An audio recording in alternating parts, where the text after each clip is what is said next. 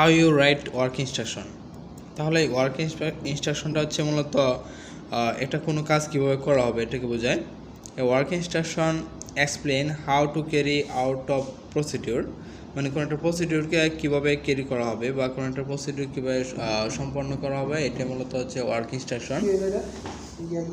মূলত আমি work instruction নিয়ে কথা বলতেছিলাম যে ওয়ার্ক ইনস্ট্রাকশন মূলত কোনো একটা কাজ কীভাবে করা হবে, কারণ a process that what need to be done and why, এবং একটা প্রসেস কীভাবে করা হবে এবং কেন করা হবে।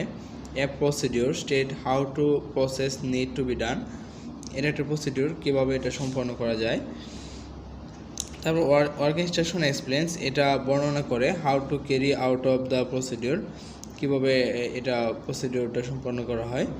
Work instruction will often repeat many elements of procedure to help describe where fits into the process success. এটা মূলত অনেকগুলো পারপাস থাকে, অনেকগুলো এলিমেন্ট থাকে একটা ওয়ার্ক ইনস্ট্রাকশন লেখার ক্ষেত্রে। যেমন এক নম্বর আছে পারপোজ, উদ্দেশ্য। এটা কি উদ্দেশ্য মূলত এই ওয়ার্ক ইনস্ট্রাকশনটা লেখা হচ্ছে। দুই নম্বর হচ্ছে স্কোপ।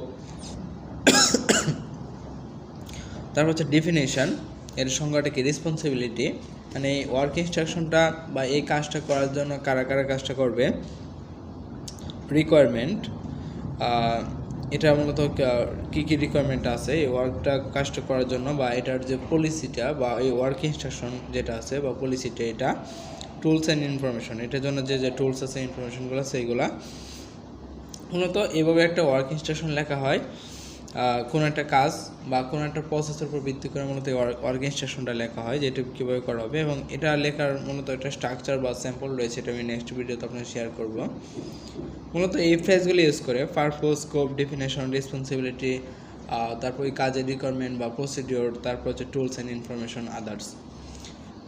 Okay, thank you.